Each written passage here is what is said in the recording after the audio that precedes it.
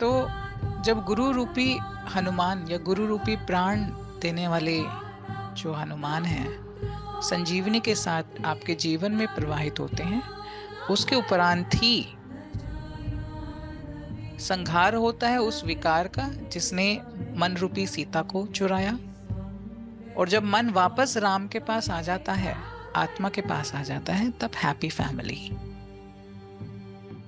This is अद्वैत रामायण। अब कितनी उसमें आप स्टोरी का बखान करते रहो करते रहो करते रहो करते रहो, बट ये बेसिक एबीसीडी नहीं समझोगे, नथिंग विल हैपन।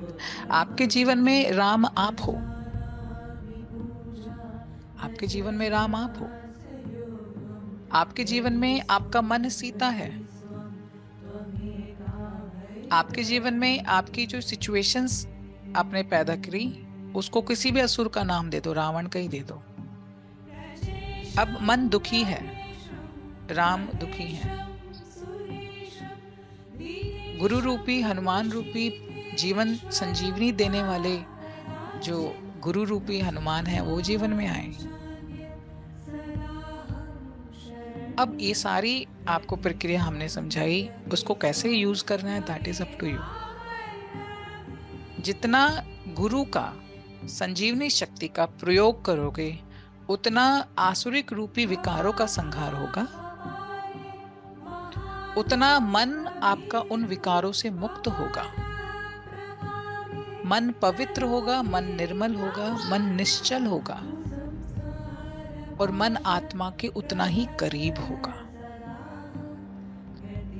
साक्षात्कार किसको कहते हैं? You know how to attain self realisation? You drop all the stories. मन में जब सारी स्टोरीज खुद ही ड्रॉप हो जाती हैं स्वतः ही,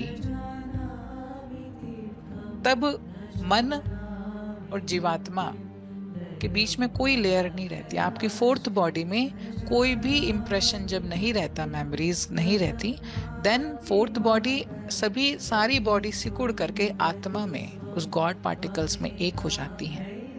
that is the self realisation. ठीक है। सो जितने मन में विकार हैं, जितनी मन में कहानियां हैं, आप देख लो आप साक्षात्कार से उतना ही दूर हो। जितने बंधन पैदा किए हुए हैं आपके गृहस्थ में, वो कर्मों की लेयर है।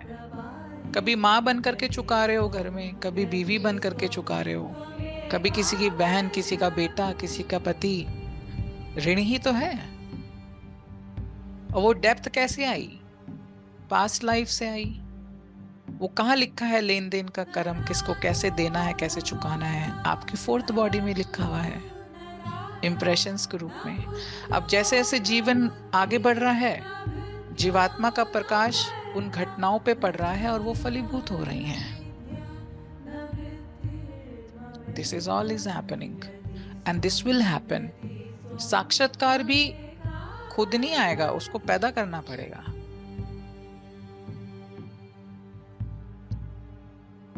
It will not be given as a प्रसाद।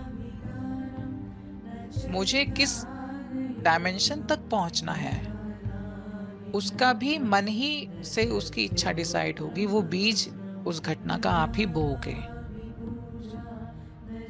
ये जो भी कहते हैं कि श्री विद्या साधना से संपन्नता, आध्यात्मिक संपन्नता मिलती है, भोग और मोक्ष दोनों मिलता है। मिलता है डजंट मीन कि एज एन प्रसाद मिलेगा। It means, it literally means कि आप अगर चाहते हो तो आपको दिया जाएगा। क्योंकि चाहना भी एक स्वयं में कर्म करना हुआ, क्योंकि ये योनि ही ऐसी है, कर्म प्रधान योनि। मनुष्य को कर्म का ही उसको अधिकार है। कर्म किससे करता है? मन से करता है। मन कहाँ भटकते हैं? विकारों में भटकते हैं। इसलिए मैंने कहा कि साधना के उपरांत 20-22 घंटे आप जो भी काम करते हो वो माँ के साथ करो या गुरु के साथ करो। कैसे करोगे? when you are keeping us in your mind as a friend or as a devotee, then आपके वो सभी कर्म शुद्ध होंगे। They will not be, you know, unwanted karmas.